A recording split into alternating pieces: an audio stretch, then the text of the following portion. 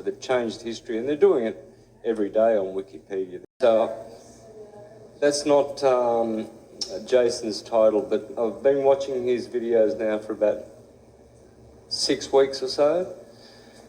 And I have to say, what he's put together is very, very interesting and mind-blowing, to say the least. And it's interesting how Jason acquired this knowledge, how he read certain books which most people are not privy to. And I feel that way as well with my syncretism. I'm blessed and thankful for the books that I've read, because I don't know how they fell into my lap, but those were the books that I needed to read. And Jason experienced something himself by having access to a library in a place which he may mention, he may divulge himself if he chooses to, but where he was for 20 years, he was able to access books which are out of print or have been sequestered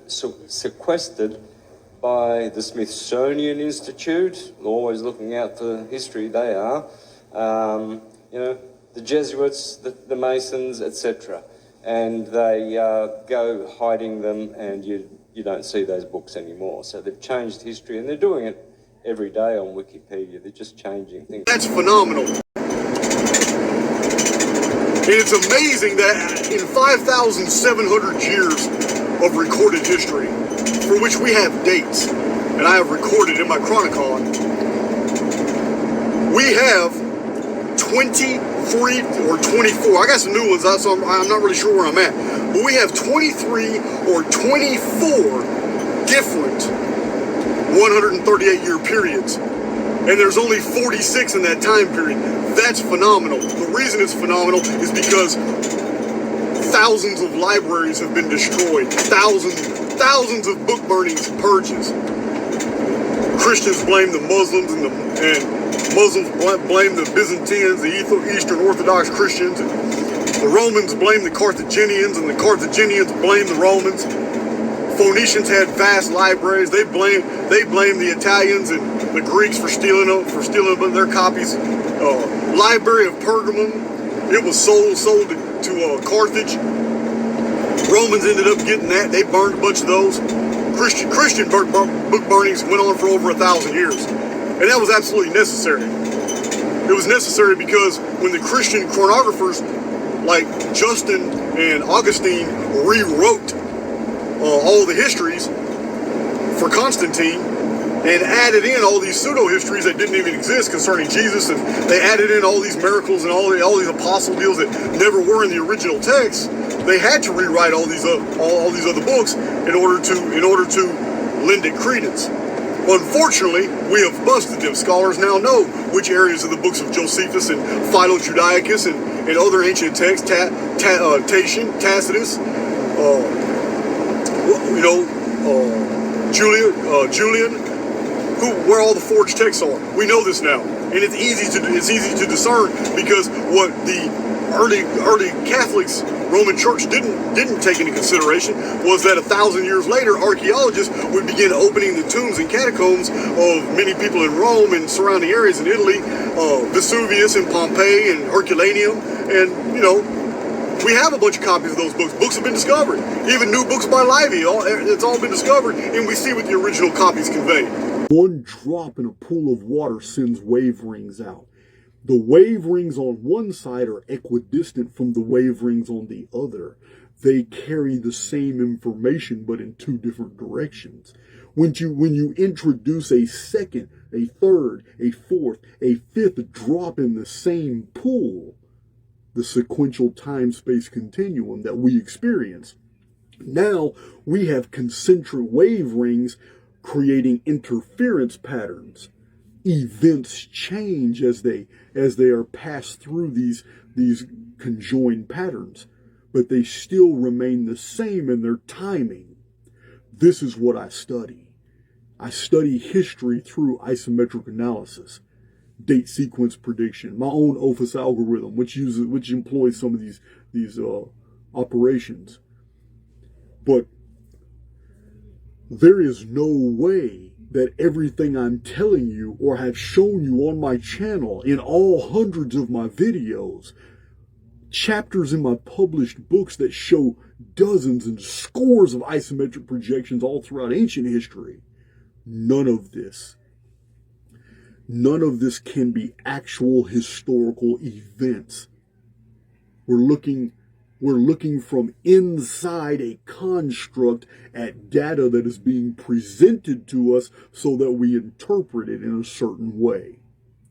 We are more than we suppose ourselves to be, but our world is not what we think. Every single American president since then has been working for the Bolsheviks. 100%. It was a Jewish takeover of the United States of America, and it's in full effect. Right after that, they took the Federal Reserve. Right after that, they went up and funded World War I. They funded World War II, Nuremberg trials. They funded the Vietnam War. Listen, man, guys, it goes deep. And when it does, those changes in the human body are well documented in the chapters of the Revelation Prophecies, because the Revelation Prophecies basically explain what humans are going to be going through, which doesn't really make sense, because right now, humans are very fragile. How can they live through all these events? It's the same. This is why the books of 2nd Esdras, 1st and 2nd Esdras were removed from the canon. 1st and 2nd Esdras have very detailed prophetic information that should have been put in the Sibylline oracles. That's where the revelation came from, the writings of Cerinthus. And Cerinthus was a student of the Gnosis, and he copied the Sibylline oracles. And people think the book of Revelation is a Christian document. It is not. It is far older, and fragments of it have been found everywhere. It is about the return of the 7 kings. It's about the return of the vapor canopy. It's about the return of the phoenix, which initiates all of this. How does the phoenix tie into the sun for you? Like the sun that comes out, our sun? Well, man, I really don't like talking about the sun and the moon. I'm going to tell you why. Because I have to get through people's paradigmic baggage. I have to get through these filters that people have accepted. Well, I cannot ever entertain the fact again that the sun is 93 million miles away. I'm just never going to be able to do it. Right. No, I totally concur with you on that. But do you think the phoenix could be tied to the sun? Is what I guess I'm asking for you. Well, what I believe is that our entire sky is simulated. And when I'm talking about these phoenix appearances, yes, to the casual observer standing on the surface looking up at the sky, an intelligent observer is going to see what his paradigm allows him to see. Stonehenge is definitely a World Heritage Site, but it's also a calendar.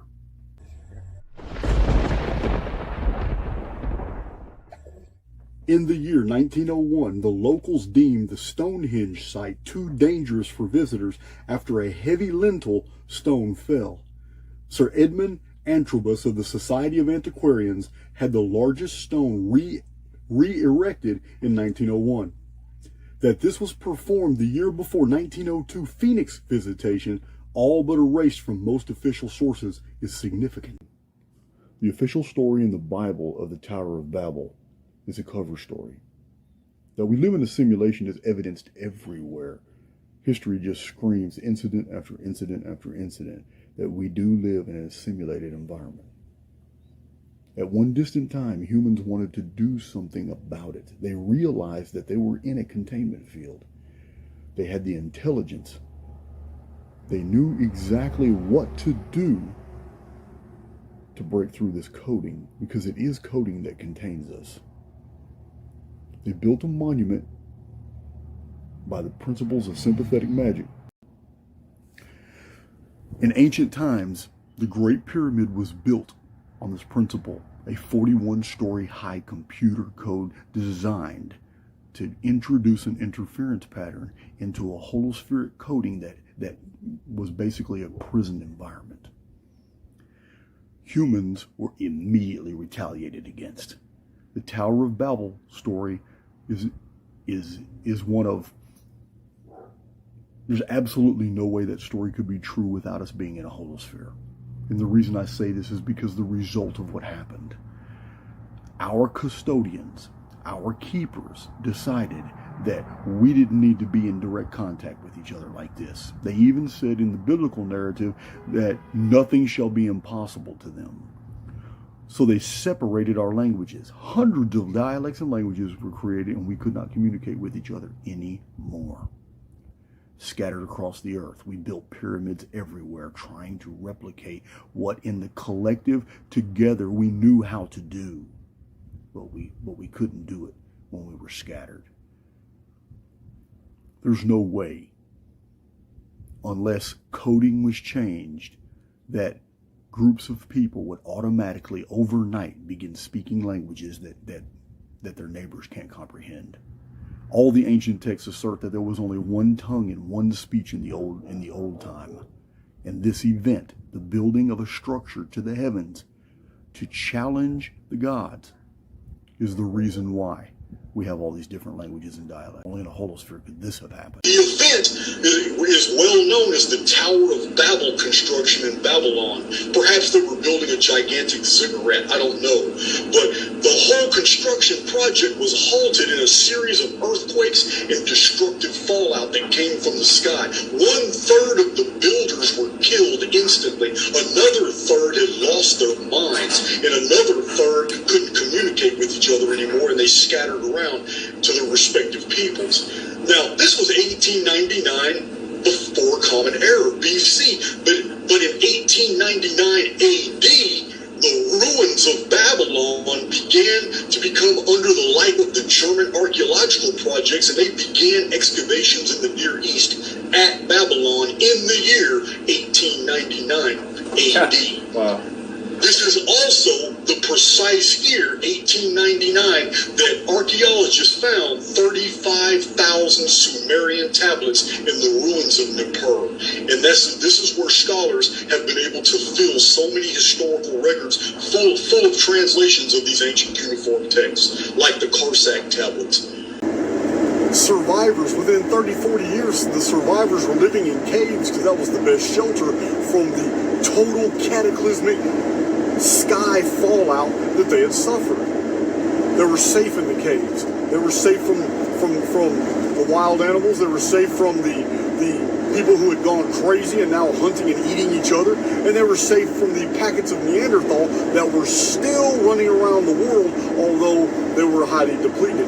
We have found the Neanderthal camps. Archaeologists have found the camps, and in those camps, the burnt and charred bones of Cro-Magnon. There was a Neanderthal resurgence because Cro-Magnon had lost their infrastructure, no way to defend themselves, couldn't manufacture weapons anymore, couldn't manufacture defensive positions around cities. They had lost everything. Right here, while Nemesis X object is still in the inner system during the 60 years it's in the inner system, something unusual happens. One of the most famous stories from biblical world, and even secular Sibylline oracles, Greek texts, many people mention this story. In 1899 BC, the Tower of Babel incident occurs. It is a disaster, confusion of tongues, languages. The empire of Akkad is founded among the ruins as so many other peoples basically catch out and leave the Near East. So the Akkadian Empire is founded during this 60-year window when Nemesis X object is in the inner system.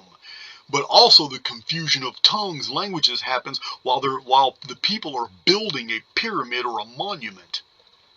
That's when this happened. It is 1899 BC. It's very unusual. Now, excuse me.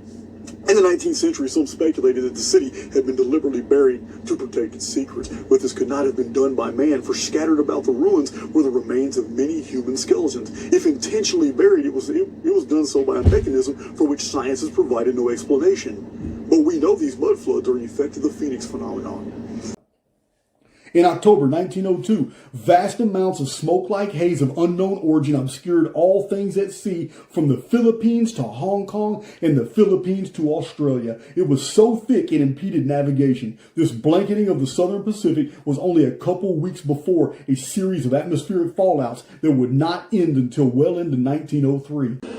Okay, well, first of all, the Anno Domini calendar and the BC calendar that I'm relating right now were invented 5.5 centuries after the supposed birth of Jesus. Whether Jesus was born or not, it doesn't matter. The calendar itself was implemented by Sosigenes, an agent of the Roman Catholic papacy, the church. The Anno Domini calendar was specifically created to hide one of the worst resets that's happened in recorded history. It was in our year of 522 AD. That's when the calendar was first invented. It wasn't implemented for another 10 years. It was implemented to do away with the Phoenix cycle of 552 years. I have a video that explains how the Catholic Church left the records of this deception. So what was the main calendar used before our current calendar that you say they invented in 500 AD? Okay, the main calendar systemically used all the way to the edges of the Roman provinces was the Roman Julian calendar. Okay. So we're talking about, we're talking about, it was already in the 800s of the Roman Julian calendar before the Anno Domini calendar was created and implemented and widely used. So, as a matter of fact, when the AD calendar was first used, it took another 300 years for most of Europe to even begin adopting it. Some places didn't even adopt it all the way to the days of Sir Isaac Newton. So, but the calendar itself is very, very interesting. It's why they created the calendar was to hide a reset, but the implementing of the calendar itself actually allows you to predict future events when you measure its past predicates. It's phenomenal. But the overlap between BC and AD is a fiction. The year zero time, you don't have to go by any of that because the Annus Mundi calendar is unbroken. No one video could ever expound upon so vast a thesis as what I am proposing. All of these calendrical associations and links are derived entirely from the connection between two events in history that are very similar in nature. The sudden collapse of the cloaking field that hides the true sky in the year 1561, when the great black spear was seen in the sky, and the appearance of the octagonal star in 1752. By analyzing two anomalous events, we can examine the holographic structuring of the world that we inhabit, the architecture of timekeeping apparatuses that confine and guide us toward future events that are very similar in nature. In this study, we found that our other data sets on the Phoenix return in 2040 and Nemesis X object crashing in 2046 are supported.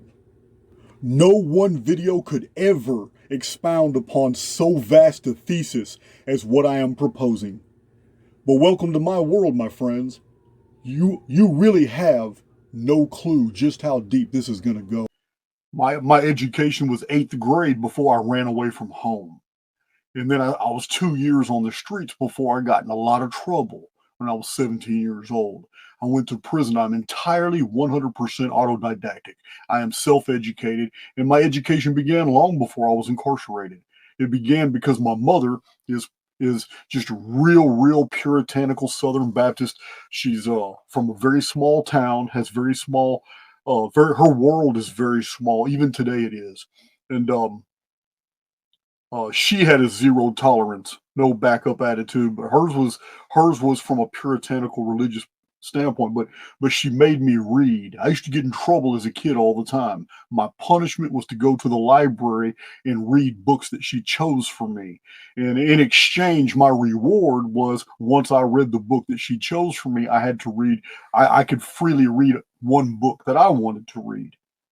So my childhood, long before I got in trouble at 15, had already been immersed in the literary world. Mother Shipton wrote, "And in some far-off distant land, some men of such a tiny band will have to leave their solid mount and span the earth, those few to count. Who survives this and then begin the human race again, but not on land already there, but on ocean beds, stark dry and bare. Not every soul on earth will die as the dragon's tail goes sweeping by. Not every land on earth will sink, but these will wallow in stench and stink of rotting bodies of beasts and man, of vegetation crisped on land. But the land that rises from the sea will be dry and clean and soft and free of mankind's dirt, and therefore be the source of man's new dynasty. And before the race is built anew, a silver serpent comes to view, and spews out men of like unknown, to mingle with the earth now grown, cold from its heat, and these men can enlighten the minds of future man, to intermingle and show them how to live and love, and thus endow the children with the second sight, a natural thing, so that they might grow graceful, humble, and when they do, the golden age will start anew. So here it is, this millennial biblical type of message of hope coming from a woman that was burned at the stake like a witch. A prophetess, never harmed anyone. In May, Mount Pelee explosion that killed over 30,000 people in a blast of superheated gas is widely known, but what happened afterward is not widely known. Quickly after the volcanic explosion, it was noticed by the scientific community that plants and animals returned to Martinique, but were much bigger than usual, exceptionally sized plants, animals, and insects. Even the on-site researchers, Dr. Jules Gravier, grew 2.5 inches taller, and his assistant, Dr. Round, aged 59, grew almost 2 inches. A case in point is Ursula Southhill of Yorkshire, Mother Shipton, so to speak. Her original prophecies were catastrophic in their elements and concerned the phoenix. But many people have rewritten those prophecies to introduce cultural evidences to basically explain the contagion of the times. They are interpolations, they're fictions added to fact. This is a very common practice.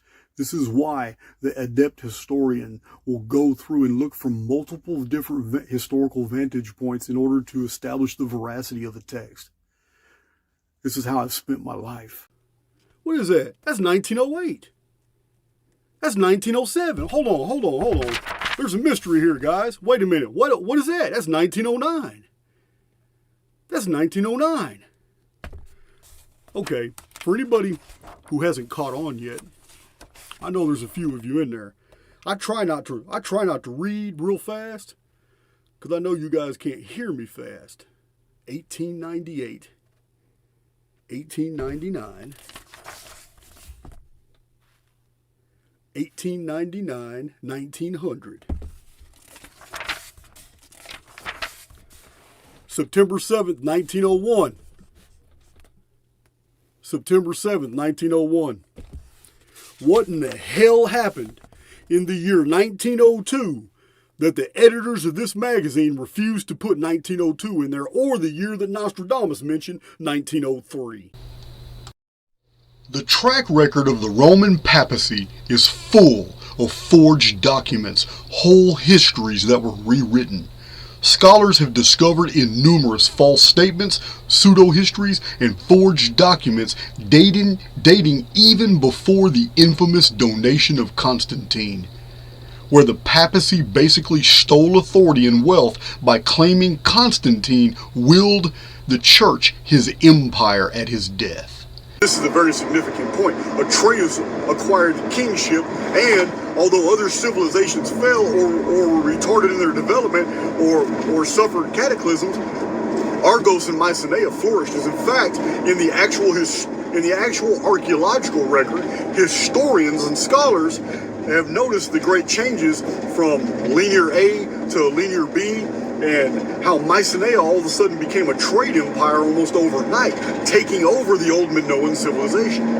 The Minoans fell, but Mycenae began to emerge. And this is the background story for what you know of as the Trojan War.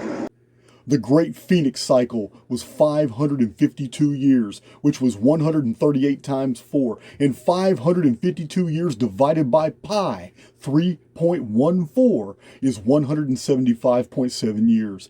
This same 175.7 years after the octagonal star of 1752 is the year 1927, when an earthquake killed 200,000 Chinese in Singai, and the Jordan River in Palestine quit flowing for 21 hours due to an embankment collapse caused by the earthquake. They would bomb factories, they would disrupt the beautiful, peaceful Russian civilization with all kinds of terrorist attacks and false flags, pretty much what they have been doing up until March 20 of 2020. All of a sudden, there's no more false flags, but there's another word that came along with a big capital C, and all of a sudden the false flags stopped, didn't they? All the shootings and everything. A whole new different shift came along. Where are those shootings now all of a sudden? Yeah. Right? Yeah. So we have a situation that's recorded in Genesis of the Anuna coming in, and they are taking the females of the locals, the Ubayeds, and they are creating an entire new race. These were military ships that showed up. And this is why on all these ancient traditions, you always had this great bearded leader who jumped off a ship and he was followed by 50 men. This was an old Bronze Age institution. This, like Jason and his 50 Argonauts, and the Pelasgians and their 50 sailors. Robert Graves gives a bunch of examples of the number 50 appearing as the number of people in a ship in Bronze Age times, and it's in his book the Greek Myths, and an even better book, The White Goddess, both of them by Robert Graves. You asked me about the missing 1,000 years, but you ain't even looked at my videos. Some of you made comments about, well, this can't be right, man, because they took out 1,000 years. Listen, man, you can't get a YouTube education and try to correct me, especially if you haven't gone to my YouTube videos to see where I have addressed these things. Those of you who are triggered about me not being a flat earther, you haven't watched my flat earth video. You would understand why. You would understand, because you can't refute what I put in that video. Some point to dendrochronology as a source of data, but it's already been shown that a year with 2 good rain seasons will produce 2 rings in a single year, making tree ring counting totally unreliable. Further, ice core samples, tree rings, historical accounts, they have all been compromised by the lying scientific community, which has been caught over and over in their deceits to favor the ruling party throughout history. If the establishment needs a certain output to, say, 536 AD, then all the engines of science will arrange their reports to reflect this date. I have explained many times that these palindromic sequences are real and demonstrable, and they are everywhere in our history. This informs me that our historical record is actually programmed. The isometric parallels go on and on. In 1856, it is considered the foundation of modern Palestine, established during the Crimean War. This was 46 years before 1902, and 46 years after 1902 is 1948, the official national beginning of the State of Israel. In 1848, Karl Marx, a Jew, and Engels published the Communist Manifesto, and the Industrial Revolution began. This was 54 years before 1902, and 54 years after 1902 was the year 1956, when the Hungarian people learned that the leaders of the Hungarian Communist Party were Jewish, which led to many demonstrations. The Bolshevik Jews of Russia invaded and stamped out the rebellion, and 200,000 people fled Hungary. An even more poignant pattern is found in 1841, when U.S. President Harrison is assassinated by poison.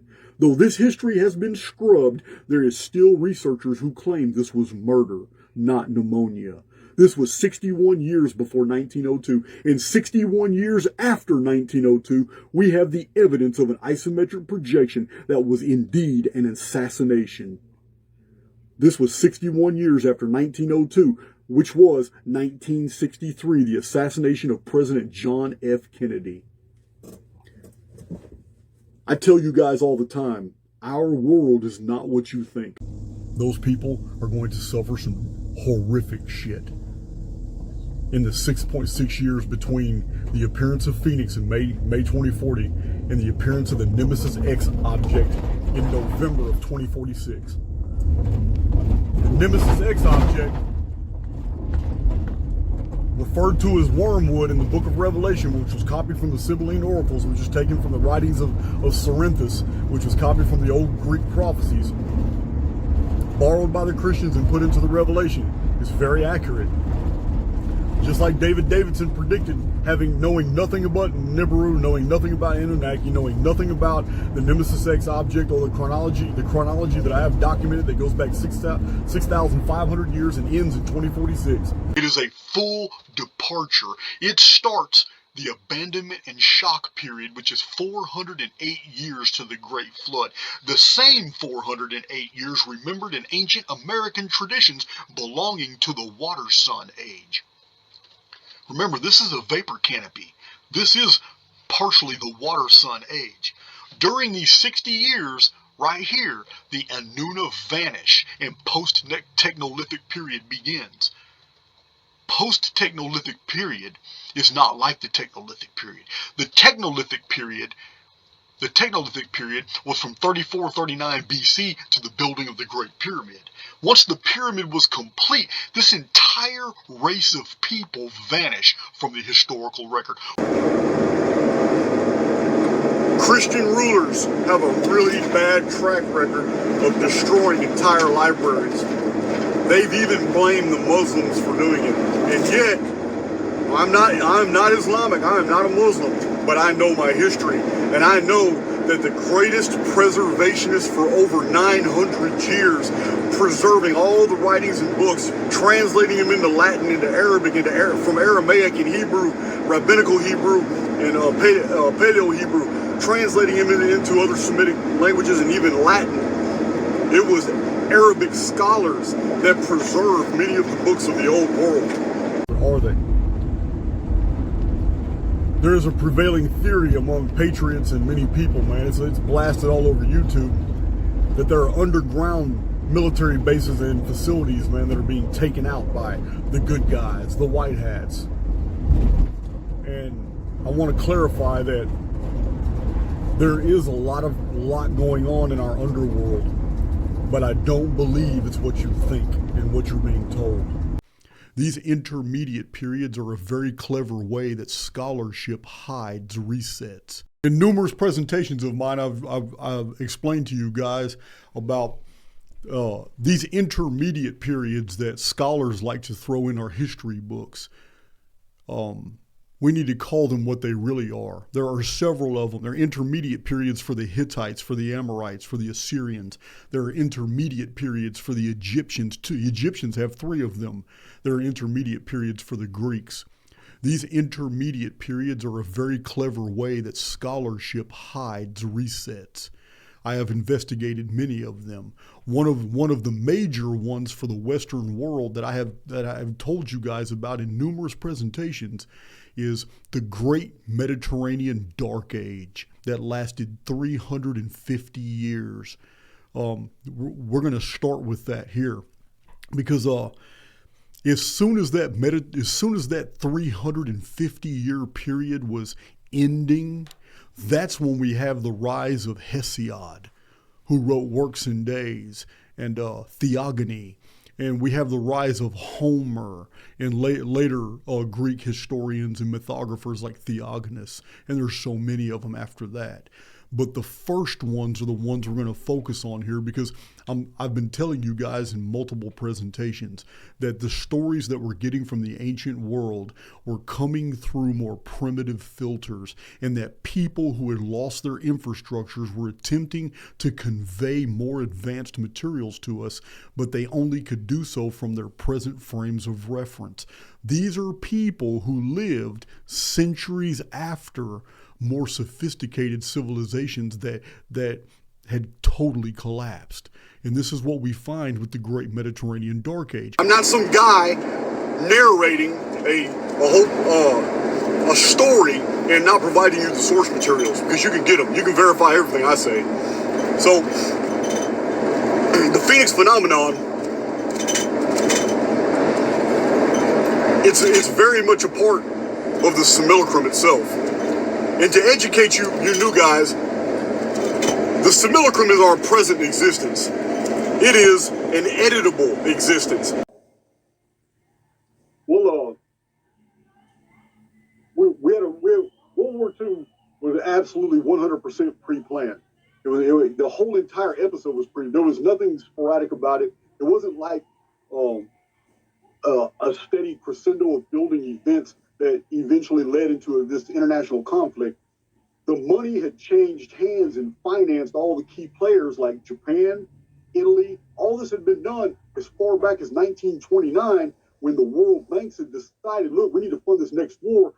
But they're short on funds because wars cost a lot of money to build a bunch of armaments and APCs and tanks and bombers and munitions, and it costs a lot of money. So what they had done is they went ahead and they bankrupted the United States of America, and we call that in history the Great Depression. And they funneled all the money out of America with the New Deal, 1935, all our gold, and they financed Italy, Mussolini's army, Japan's army, and the Bolsheviks at the exact same time as they're financing these different countries. France, the UK, everybody's getting their war packages ready. But at the exact same time, they are specifically creating the catalyst in Germany. And the way they did it was the Jewish store owners, Jewish bankers, basically all the entrepreneurs were Jewish in Germany. Germans had pretty much lost their companies, lost their factories, lost their positions. There were no more, they couldn't unionize anymore. There was so much new Bolshevik Jewish laws that restricted Germans from making any money. It had even become a deal. You can get the microfiche of German newspapers, and they even shows cartoons from 1938 and 39 where it shows German school children walking to school barefoot while little Jewish kids have brand new shoes, brand new clothes, umbrellas, nice backpacks for their books and all that. And what they had created was this huge rift in society where Germans were dead broke and couldn't pay for anything, but every day they got to watch these Jews have all this money. The Bolsheviks had everything. And the only people in Germany that really had any type of life were those in government. And Hitler was raised in this environment. He was raised in this whole deal. So no one really knows, and I don't really want to speculate. But World War II was 100% created. It wasn't predicted. It was forced to happen. If you don't acknowledge the vapor canopy world that was lasted 1,656 years, which we've called hundreds, maybe even thousands of books have been published about the pre-flood world in different languages, from French to German, English, and Spanish. This period of 1,656 years was known to Moses Maimonides 1,000 years ago, to the commentators 900 years ago, Rashi. It was known to Flavius Josephus 2,000 years ago. It's recorded in the Bible, in the book of Genesis. If you add up all the 10 patriarchs and their life to death spans to the great flood from the beginning Adam, you get 1,656 years. I don't have to make this up. Anybody can do it with a calculator. Other people have already done it and published their results.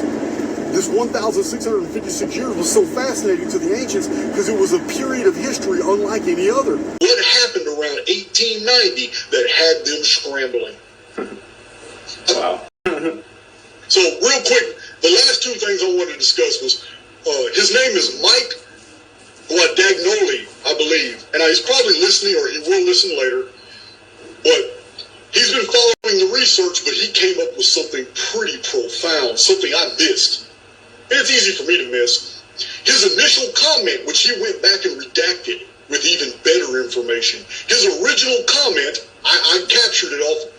He says, hey, I found almost 100 libraries that Andrew Carnegie built and funded in 1902 alone. 700 total from 1890 to 1910.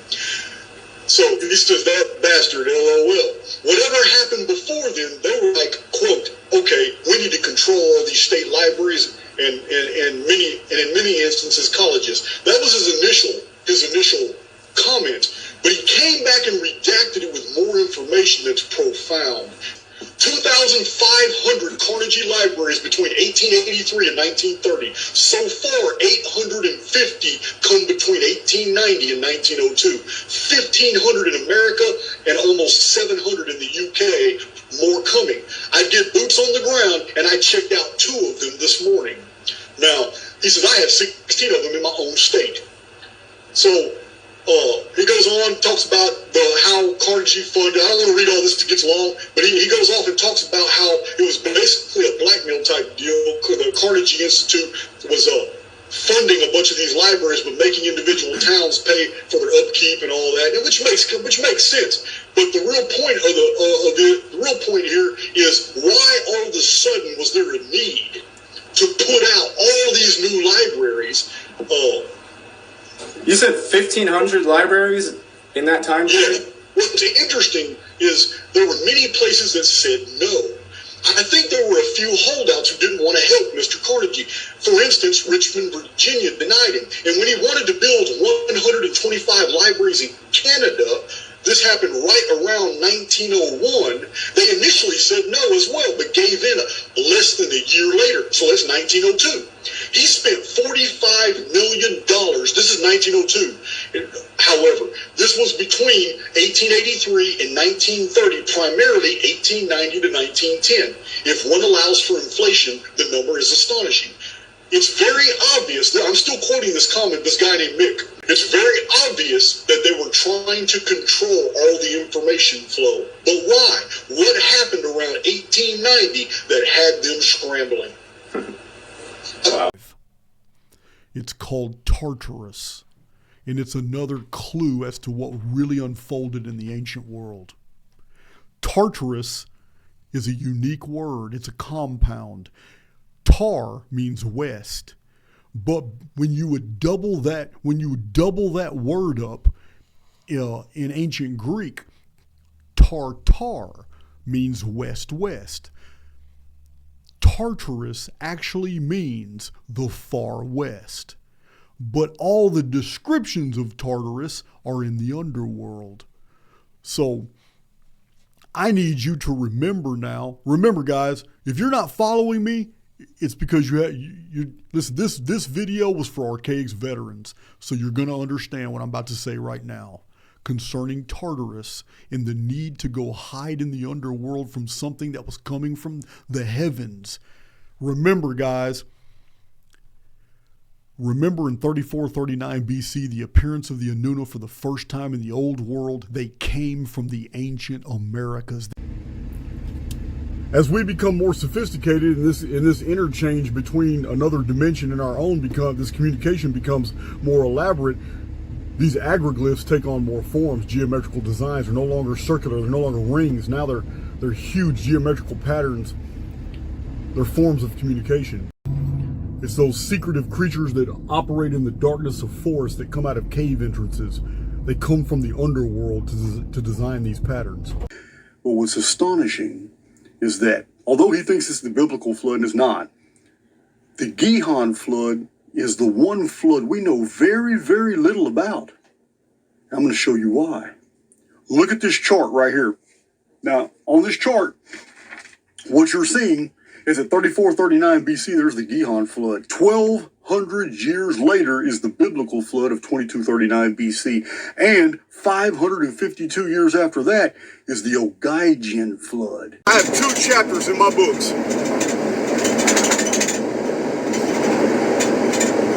In When the Sun Darkens, I have 2 whole chapters that show, I don't know, maybe 40-something isometric projections from world history that all end on 2040, that all show in the holographic nature of historical events and how they unfold in their palindromic nature that, look, what happened back here in 1778 and over here in this other year, which is the isometric epicenter, and anybody can use a calculator to verify any isometric projection that I have ever done. This is why Zechariah Sitchin's focus was in trying to convince the world in his Earth Chronicle series that the Anunnaki were from space. This is why his research and travels were funded by globalist elitists.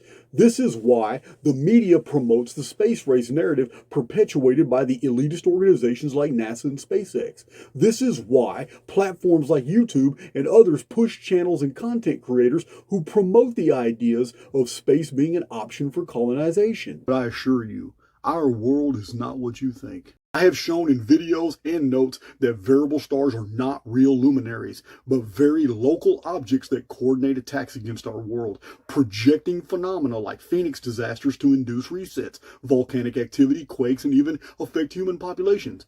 In fact, just prior to every Phoenix destruction, there appears a very strange red star in the sky.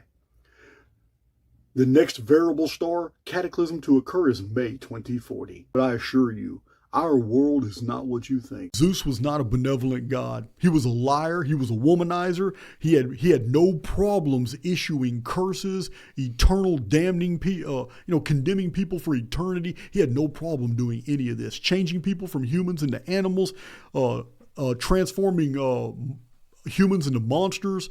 Zeus, you can lay all that to his charge. He did all that, and yet he's supposed to be the great god. Now, he also demonized those who tried to benefit humans. It was built during the vapor canopy period. It was not built. This is why archaeologists and archaeologists are always hard put to find any solar alignments that go with a lot of these ancient structures. They're just not there because the sun wasn't measured during the vapor canopy period. Nobody cared about it. The entire sky lit up by day and then it went dark by night. But when it went dark by night, the vapor canopy became clear like a lens and it magnified the stars. And these are why the oldest religious systems in the world were all stellar systems.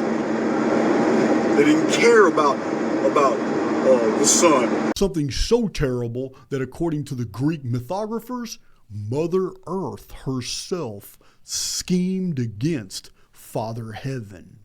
And Gaia, she instigated a rebellion and she wired up the Titans, her children, she wired up the Titans to rebel against Uranus. The rebellion was specifically induced because Father Heaven had done something that forced the Titans to retreat to the underworld to survive. It's called Tartarus, and it's another clue as to what really unfolded in the ancient world. Tartarus actually means the far west, but all the descriptions of Tartarus are in the underworld. So what we have here is we have the admission that somewhere in the West, something so terrible happened that came from the sky that that civilization had to seek out an underworld area. And they blame God for that. And after that destruction was over, their own area was not habitable, so they went east. Remember the Tower of Babel story? All the people who came to build the Tower of Babel came from the east. That means they were in the west.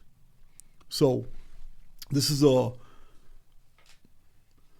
I have to ask,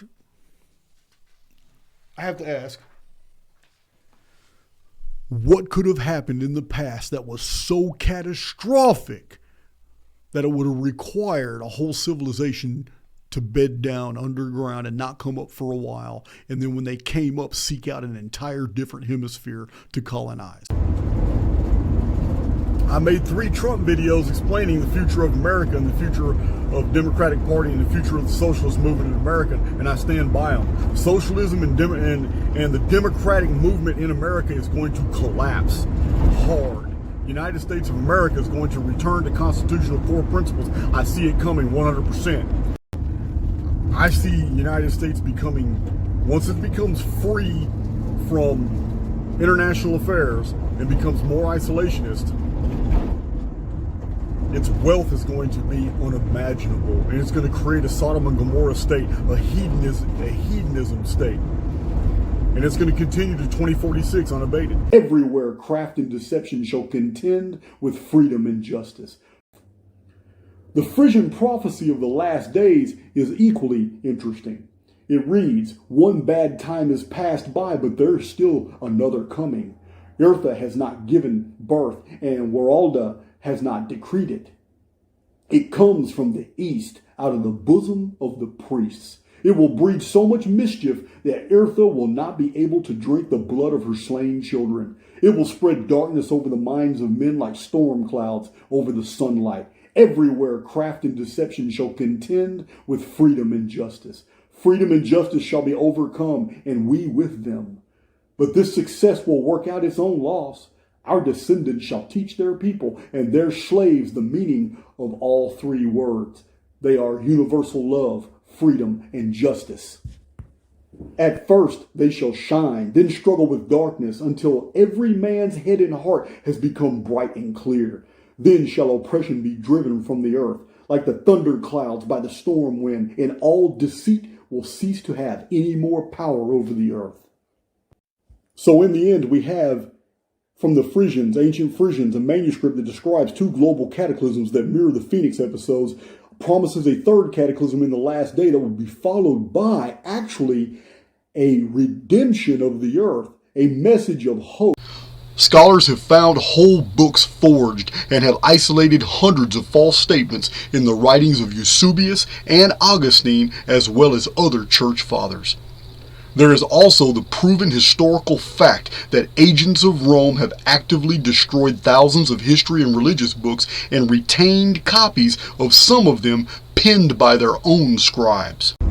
What I disagree with is that there are military operations going in, blowing up all these underground facilities and rescuing all these hundreds of millions of children now who are being sexually molested by the satanic cabal who runs our underworld. That, my friends, is a cover story. That's a part of the controlled opposition. The day count system was known in antiquity. They did not recognize years because they lived beneath a vapor canopy. That vapor canopy prevented seasons from occurring. We had a marine atmosphere, a very thick, miles thick mesosphere that trapped greenhouse gases, ambient radiation. People, animals, and flora grew to absolutely astonishing sizes.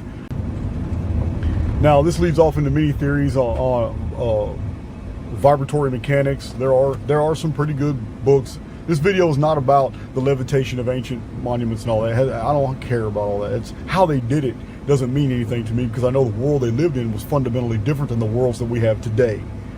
They were living in a simulated holography just like we were, but the protocols that we call physics constants today in no way coalesce with those that were in operation at the time. And we'll get to that later.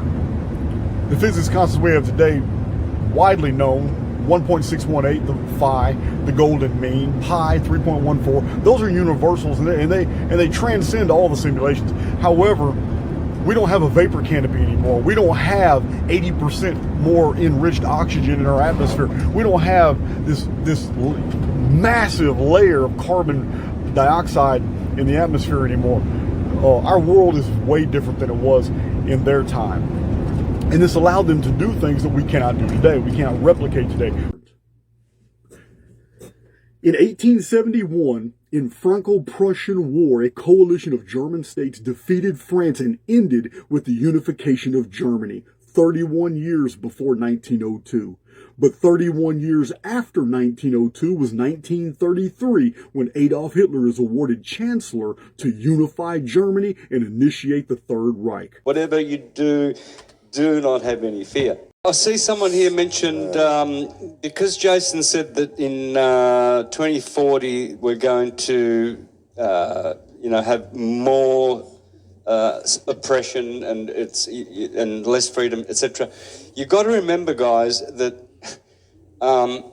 there are various timelines going on simultaneously. Okay, that doesn't mean you're going to be stuck in that one. So that timeline, yes, that will happen. That's going to happen, but not for you. You see, you'll be shifted, as it says in the scriptures, in the twinkling of an eye, you'll be transformed. You'll be taken to another dimension, another place. You will miss out on that action, but that action is going to take place. I believe we are at the end of purgatory, and we are now transiting by our high frequency into the condition of paradise. So we're safe. Don't worry. Whatever you do not have any fear. These things will take place, but it's not for you to fear. Edgar Cayce, known popularly as the Sleeping Prophet, is accused by many of being a medium of witchcraft, God-touched, demon-possessed, a formerly illiterate simpleton whose mind is in touch with transdimensional beings that divulge to him secrets. Whatever the case may be, he has been right many times in the diagnosis of ailments of his neighbors and scientifically documented case studies where Edgar Cayce nailed exactly what somebody was suffering, and he did it through dreaming. Now, what Edgar Cayce says about the Great Pyramid, which is a subject matter he should know absolutely nothing about, is amazing. He said the Great Pyramid is a record in stone of the history and development of man to the end of the present Earth cycle. Its records are written in the language of mathematics, geometry, and astronomy, as well as in the kinds of stone that are used. After the end of this cycle, there is to be yet another change in the Earth's position. That is amazing. I have already shown in 2 books and in 2 prior videos that the Phoenix episode of 2040 in the month of May will result in a pole shift, a change in the Earth's position. He further says that it signifies the return of the great initiate for the culmination of the prophecies. All changes that have come and are to come are shown there in the passages of the Great Pyramid from the base to the top. Changes are signified by the layer of stone. Again, this is fascinating. Based off the predicates of the past, the future does look dark. However, it's not dark for everybody. There will be pockets of existence that are like safe havens, just like the past. 3895 BC, these Edens were everywhere. There were sanctuaries that had been very well thought out. There were human preserves. They were packed with foodstuffs, survival gear. Smart people from the world before, knowing of the coming cataclysm, had prepared well for it, and they survived. A remarkable example of the seemingly dateless architecture was discovered in a coal mine 2 miles below the surface of the earth. So deep, in fact, that the miners had oxygen pumped down to them so they could breathe as they worked. When they blasted a particular section, they yielded perfectly polished stone square blocks that formed a wall of smooth surface that was so polished as to be like a mirror. After reporting the bizarre finds, the miners were immediately reprimanded and ordered to stay silent about what they had seen. The mine was closed afterwards. Now, what this wall was a part we may never know. Antediluvian origin might be older than that, we don't know. The depth of 2 miles boggles the mind, but it must be understood that the chaotic conditions of terrestrial upheavals were in no way uniform around the world. Just as whole mountain ranges appeared in human memory by cataclysm, so too have land masses suffered subsidence, sinking like the story in Atlantis. Now, story of Atlantis. Many evidences of bygone civilizations may never be unearthed. So there were really 4 ages, and this is the 5th age, comparable to the Aztec stone of the 5th sun. The 4-age world of antiquity known to the Greeks was transmitted through Hesiod in his text, Works and Days, each age ending in a cataclysm. The age of gold was when humans lived on the land in peace until the disaster occurred. The age of silver was when humans began to work for food and agriculture in hardship and suffering. Zeus decided to destroy mankind because of their bickering, ending the disaster. Well, it was ending with disaster. Sounds very reminiscent of Enlil deciding to destroy the world with a flood because of all the noise. The 3rd age, the age of bronze, was a period of civilization, humans strong, productive, builders very aggressive, erecting cities, temples, and art until wars broke out. This too ended in disaster. However, Hesiod continues the Bronze Age with a 2nd period called the Age of Heroes. And in the Age of Heroes, which is a part of the Age of the Bronze Age, This is when heroes ruled who were hybrids or demigods, half god and half men. It too ended in disaster. The fourth age, which could actually be considered a fifth, is the age of iron, when greed and violence, crime and warfare, hatred and deceit ruled. These were the social norms. This is the age of today. So there were really 4 ages, and this is the 5th age, comparable to the Aztec stone of the 5th sun. At night, the vapor atmosphere saturated the ground and provided enough moisture because during the daytime, there was no sun. The sky was still dark. The vapor canopy period is why the zodiac was important. The turnings of the stars around the pole star, and how the stories of a hero, Perseus, destroyed the Medusa, or Kali Yuga, the personification of destruction. Sometimes fossilized animals are discovered to have fossilized in beautiful agate and other semi-precious stones. Many of these have been found. Some scientists believe that the fossilization process does not take millions of years as previously believed. And that's really a major concession on their part, opening up to all kinds of hostile diatribe.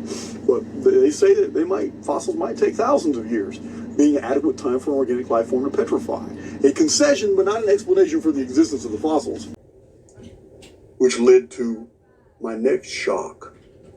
In assessing all of this data, I had to compare the Phoenix chronology with that of the Mayan long count, the secular histories, the Vedic Yugas, the Sumerian king list, the biblical chronology, and the appearances of the Nemesis X object, which I record very thoroughly in my Anunophiles video series.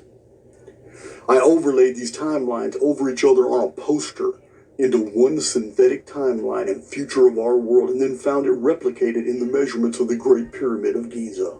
They were driven into the bowels of the earth to dig metals. Frisian description of the Great Flood reads, "Before the bad time came, our country was the most beautiful in the world. The sun rose higher, and there was seldom frost. The trees and shrubs produced various fruits which are now lost. In the fields, we had not only barley, oats, and rye, but wheat which shone like gold, and which could be baked in the sun's rays. The years were not counted, for one was happy as any other." Remember, the years were not counted. Over and over in the Archaix research, we cite ancient manuscripts that tell this same story. All the calendars of the old world were date count systems, not year count systems. Over 61 underground facilities have been found in ancient Turkey. The first one was discovered in 1962. Petra is another one that was later rediscovered after the Cataclysm, after people had abandoned it, and even the Romans had added their own dressing and architecture to it. But these underground facilities like Phoenix Hill in China, and so many others have been found. They're fallout shelters. They're very sophisticated. People had bored through solid rock to create these underground facilities to survive. There was something on the surface they feared. And it wouldn't have been a flood, because a flood would have drowned those people out. It was something else. Something for which the historical record is silent. The reason the historical record is silent is because the advent of writing is nowhere near as ancient as we are told. Lucretius, Pliny the Elder, Ovid, Marcus Varro, Ammianus Marcellinus, Diodorus Siculus, Tacitus, Procopius, and so many more besides. King Solomon did say it best: there is nothing new under the sun. The next reset is scheduled for May 2040. So many ancient writers mention this period of time. So I put these into a cohesive timeline because I find all these dates from other sources. I didn't have to date any of them, more than I'm mentioning to you now. And I find that in some of these references, they are called Phoenix. And in China, it was the Feng dragon. In the Druids called it the Fenk. The ancient Egyptians called it Naf, which is Fen backwards. And we can expect that from everything from ancient Egypt, because they wrote from right to left.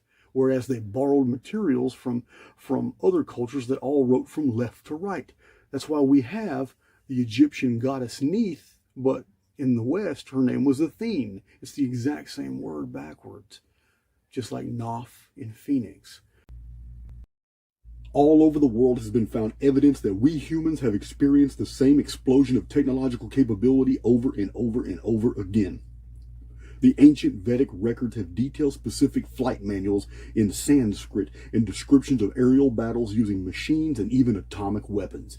The Egyptians used electricity, as did the Sumerians. Archaic engineers floated 100-ton blocks through the air using sympathetic vibration.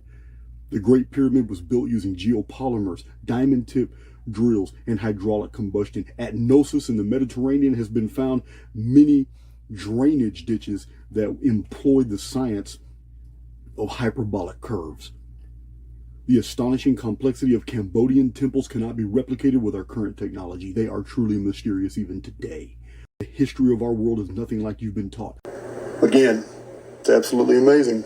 Golden proportion is 144, yet the 144th level of blocks was exactly 4140 pyramid inches, which is again divisible by 138. The technolithic device is an ancient gigantic machine, a projector that required a massive power source that activated it from 3 to 7 seconds, needed to upload this 138-year Cataclysm protocol into our holospheric coding. This was done by an enemy of humanity. The chief cornerstone who will descend is the defeater of this enemy. The pre-flood world was not a primitive environment. The old Bronze Age was a technolithic age. Hyperbolic curves, machine boring, geopolymers. The evidence is everywhere. It's been staring us in the face. Researchers like Christopher Dunn have released amazing books about the Giza complex and Great Pyramid, showing that only machines that are far more sophisticated than we have today could have produced the materials that we see in the ancient world. The archaeological record shows that these cities did exist. We found Catalhoyuk. We have found Jericho. We have found the cities of the 3rd millennium BC that are highly unusual. They are not like the 2nd millennium BC cities. The cities that were built during the vapor canopy were different because the ecology, the ecosphere was very different. It took another 50 years for half of them to catch up to the fact that it was 0.25. It was 365.25 days to add leap years into their calendars. Unfortunately, the oldest and most well-established calendars in the world before then, we're talking about Nabonidus, talking about the Olmec calendar, the Zapotec, the Mayan calendar, the Vedic calendar, the Sumerian, the Egyptian Old Kingdom calendars. Every one of them measured years in 360 days. As a matter of fact, they really didn't measure years at all. They measured cycles, and those cycles happened to be in days, such as the 432,000 Shar cycle of the Sumerians, which is only 1,200 years, it's 12 centuries.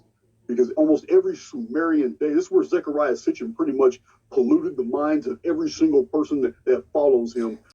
The flood date of 2239 BC is not in question anymore. With so many ancient citations, scientific reports, chronological calculations, the traditional evidence, chronometrical references in the architecture of the Great Pyramid of Giza, modern mathematical scrutiny that's found in my videos and books, I am no longer compelled to attempt to convince anyone of this truth anymore.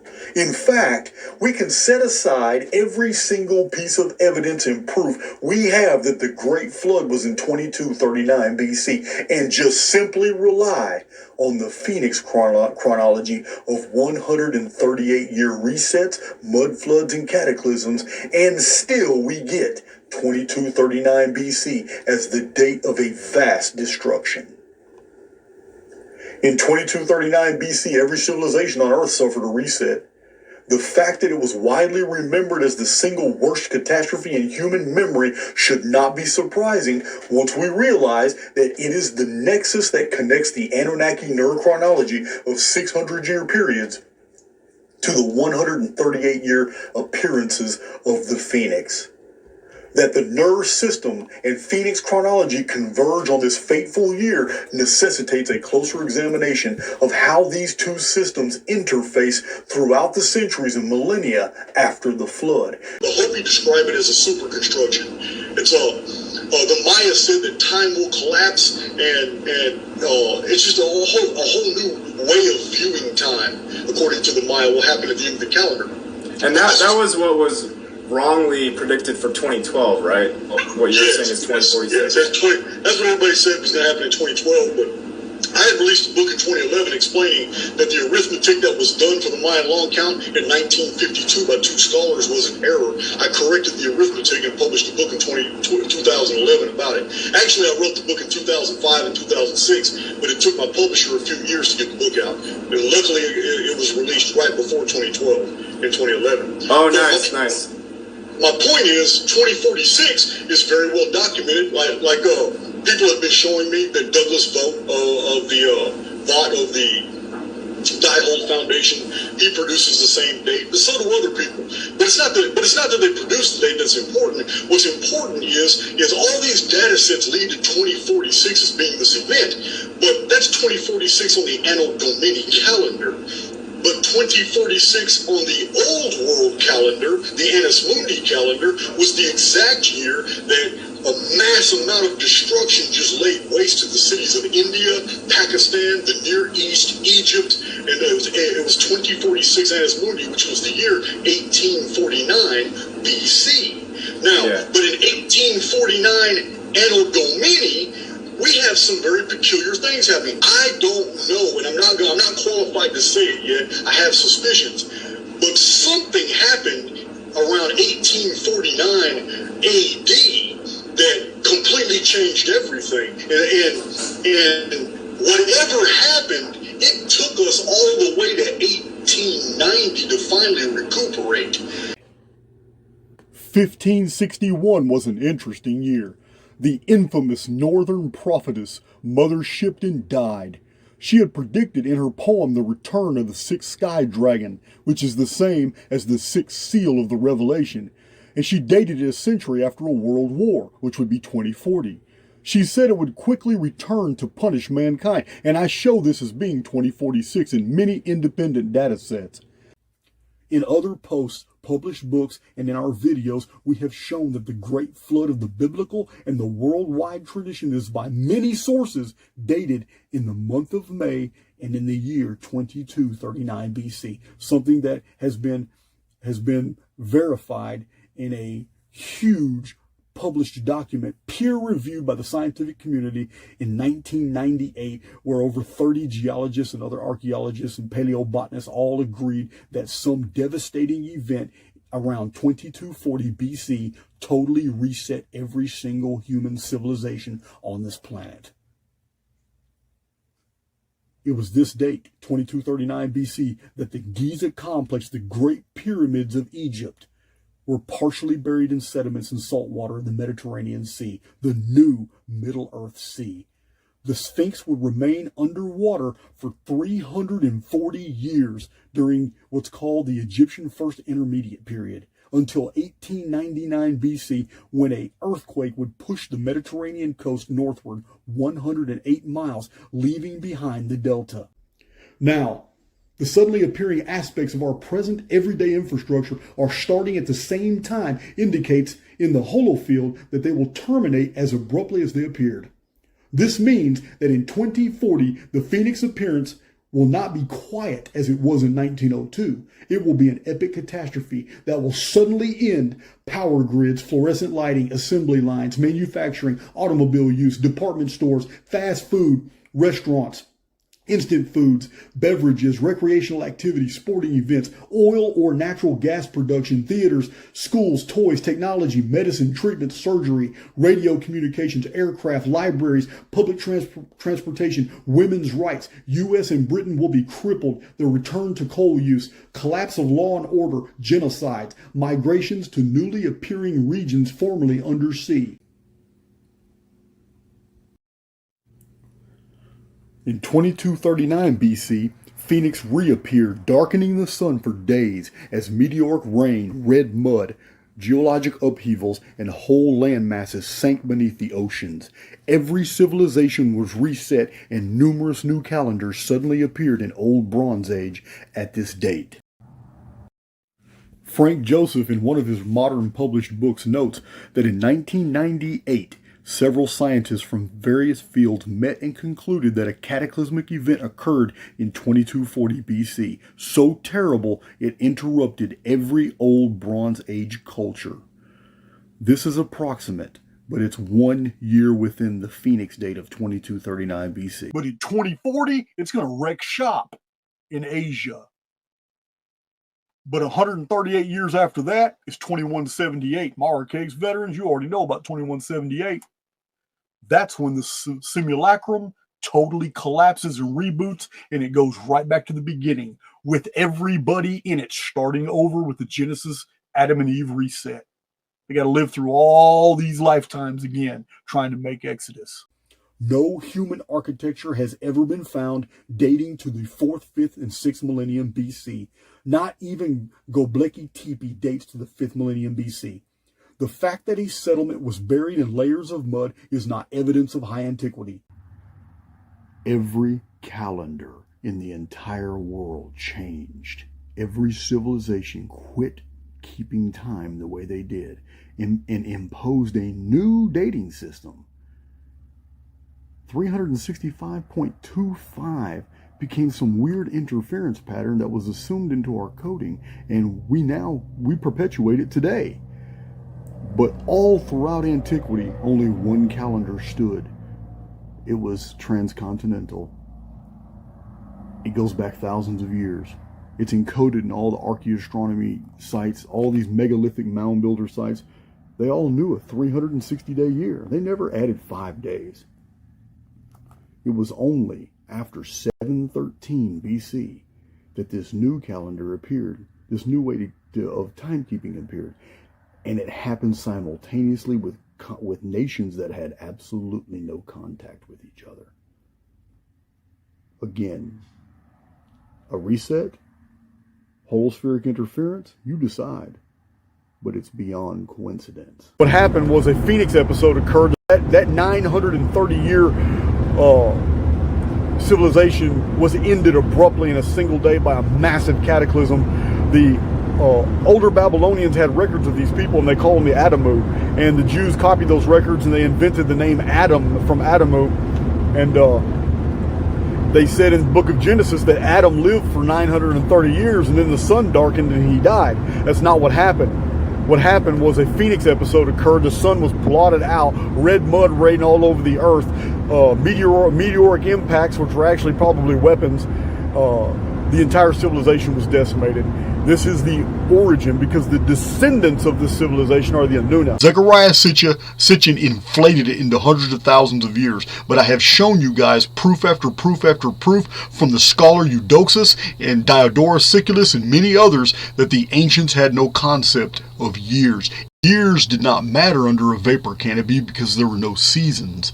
And this is what we're going to get into, these vapor canopy calendrics and how they did not originate in Sumer and Akkad in the Near East, Babylonia. They did not originate there at all, because these new peoples, they came from the Americas and they brought their calendars with them. The Mayan, Olmec, Sumerian, Vedic, Egyptian, and Chinese calendars all began about 5,000 years ago at the same time during the reign of Enoch, the Enki of the Near East traditions.